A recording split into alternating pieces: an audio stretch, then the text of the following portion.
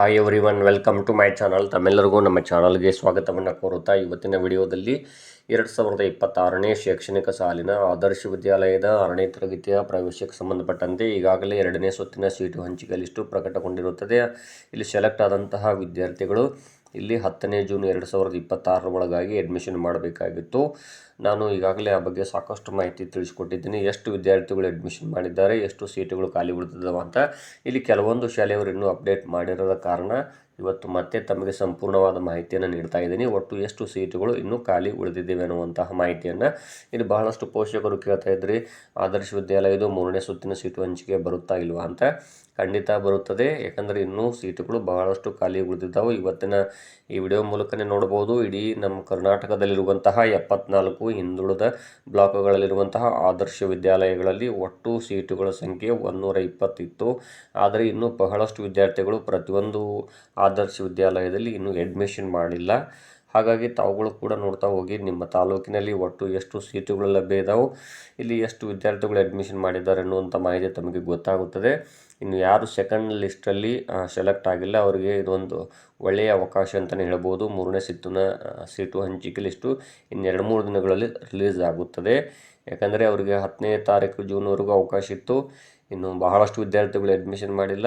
ನೋಡಿರಿ, ಶನಿವಾರ ಬರದೇ ಇದ್ದರೆ ಸೋಮವಾರ ಮಾತ್ರ ಖಂಡಿತವಾಗಿಯೂ ಇಲ್ಲಿ ಆದರ್ಶ ವಿದ್ಯಾಲಯದ 3ನೇ ಸುತ್ತಿನ ಸೀಟು ಹಂಚಿಕೆ ಲಿಸ್ಟು ಪ್ರಕಟಗೊಳ್ಳುತ್ತದೆ ಅನ್ನುವಂಥ ಮಾಹಿತಿ ಇರುತ್ತದೆ. ಅದರೊಂದಿಗೆ ಇಲ್ಲಿ ಥರ್ಡ್ ರೌಂಡಲ್ಲಿ ಎಷ್ಟಕ್ಕೆ ಕಟ್ ಆಫ್ ಅಂಕಗಳು ನಿಲ್ಲಬಹುದು ಅಂತ ತಾವುಗಳು ಕೂಡ ಕೇಳ್ತಾ ಇದ್ರಿ. ಇಲ್ಲಿ ನಾನು ಈಗಾಗಲೇ ಈ ಬಗ್ಗೆ ಸಾಕಷ್ಟು ಮಾಹಿತಿ ತಿಳಿಸ್ಕೊಟ್ಟಿದ್ದೇನೆ. ಒಂದು 3ರಿಂದ 4 ಅಂಕಗಳು ವ್ಯತ್ಯಾಸವಾಗುತ್ತದೆ ಅಂತಲೇ ಹೇಳ್ಬೋದು. ಯಾಕಂದರೆ ಇಲ್ಲಿ ಸೆಕೆಂಡ್ ರೌಂಡಲ್ಲಿ ಎಕ್ಸಾಂಪಲ್ ಆಗಿ ಮೆರಿಟ್ ನೋಡ್ತಾ ಹೋದರೆ ಇಲ್ಲಿ 85ಕ್ಕೆ ನಿಂತಿತ್ತು ಅಂದ್ಕೊಳ್ರಿ ಮಾರ್ಕ್ಸು ಇಲ್ಲಿ ಸೆಲೆಕ್ಷನ್ ಲಿಸ್ಟು. ಈ ಬಾರಿ ಏನಾಗುತ್ತೆ, ಒಂದು 3ರಿಂದ 4 ಅಂಕಗಳು ಕಡಿಮೆ ಆಗ್ಬೋದು. ಅಂದರೆ ಇಲ್ಲಿ ಈ ಸಾರಿ 80ರಿಂದ 84 ಅಂಕಗಳ ಒಳಗಾಗಿ ನಿಲ್ಬೋದು. ಎಕ್ಸಾಂಪಲ್ ಮಾತ್ರ ಹೇಳ್ತಾ ಇರೋದು. ಇದು ಎಲ್ಲ ಕಾಸ್ಟ್ ವಿದ್ಯಾರ್ಥಿಗಳಿಗೂ ಇದೇ ರೀತಿಯಾಗಿ ಅನ್ವಯ ಆಗುತ್ತದೆ.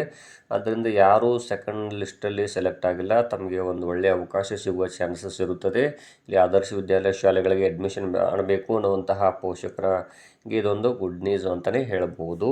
ಸೊ ತಾವುಗಳು ಕೂಡ ವೇಟ್ ಮಾಡಿ ಇನ್ನೊಂದು 2-3 ದಿನಗಳ ಕಾಲ. ಇವತ್ತು ಶುಕ್ರವಾರ, ಇಲ್ಲಿ ಶನಿವಾರ ಬರದೇ ಇದ್ದರೆ ಸೋಮವಾರ ಮಾತ್ರ ಖಂಡಿತವಾಗಿಯೂ ಇಲ್ಲಿ ಆದರ್ಶ ವಿದ್ಯಾಲಯದ 3ನೇ ಸುತ್ತಿನ ಸೀಟು ಹಂಚಿಕೆ ಲಿಸ್ಟು ಪ್ರಕಟಗೊಳ್ಳುತ್ತದೆ ಅಂತ ತಿಳಿಸ್ತಾ ಇದ್ದೀನಿ. ಸೆಕೆಂಡ್ ಲಿಸ್ಟಲ್ಲಿ ನೋಡ್ಬೋದು ತಾವುಗಳು ಕೂಡ ಇವತ್ತಿನ ವಿಡಿಯೋದಲ್ಲಿ ಎಷ್ಟು ವಿದ್ಯಾರ್ಥಿಗಳು ಅಡ್ಮಿಷನ್ ಮಾಡಿದ್ದಾರೆ ಏನು ಅಂತ. ಇಲ್ಲಿ ಮೊದಲನೇದಾಗಿ ನೋಡ್ಬೋದು ಒಟ್ಟು ಸೀಟುಗಳ ಸಂಖ್ಯೆ ಎಷ್ಟು ಉಳಿದಿದ್ದು ಅಂದರೆ 4551 ಉಳಿದಿದ್ದು. ಆದರೆ ಅಡ್ಮಿಷನ್ ಮಾಡಿದವರು ಕೇವಲ 2171 ವಿದ್ಯಾರ್ಥಿಗಳು ಮಾತ್ರ. ಇಲ್ಲಿ ತಾವುಗಳು ಪ್ರತಿಯೊಂದು ಜಿಲ್ಲೆ ಮತ್ತು ಆ ಜಿಲ್ಲೆಯಲ್ಲಿರುವಂತಹ ತಾಲೂಕಿನ ಒಂದು ಆದರ್ಶ ವಿದ್ಯಾಲಯವನ್ನು ನೋಡ್ತಾ ಹೋಗಿ ಒಟ್ಟು ಎಷ್ಟು ಆದರ್ಶ ವಿದ್ಯಾಲಯಗಳಲ್ಲಿ ಎಷ್ಟು ವಿದ್ಯಾರ್ಥಿಗಳು ಅಡ್ಮಿಷನ್ ಮಾಡಿದ್ದಾರೆ, ಇನ್ನೂ ಎಷ್ಟು ಸೀಟುಗಳು ಖಾಲಿ ಉಳಿದಿದ್ದಾವೆ ಅಂತ ತಾವುಗಳು ಕೂಡ ಗಮನಿಸ್ಬೋದು. ತಮಗೆ ಇಲ್ಲಿ ಒಳ್ಳೆಯ ಅವಕಾಶ ಸಿಗುವಂತಹ ಚಾನ್ಸಸ್ ಇರ್ತದೆ. ಸೊ ತಾವುಗಳು ಕೂಡ ವೇಟ್ ಮಾಡಿ, ನಾನು ವೇಟ್ ಮಾಡ್ತೀನಿ ಮತ್ತು ಲೈವ್ ಅಪ್ಡೇಟ್ಸ್ಗಳನ್ನು ನೀಡ್ತಾ ಹೋಗ್ತೀನಿ. ಏನೇ ಲಿಸ್ಟ್ಗಳು ಬಂದರೂ ಏನೇ ಮಾಹಿತಿ ಬಂದರೂ ತಮ್ಮೊಂದಿಗೆ ನಾನು ಶೇರ್ ಮಾಡ್ಕೊಳ್ತೀನಿ ಅಂತ ತಿಳಿಸ್ತಾ ಇದ್ದೀನಿ. ಧನ್ಯವಾದಗಳು.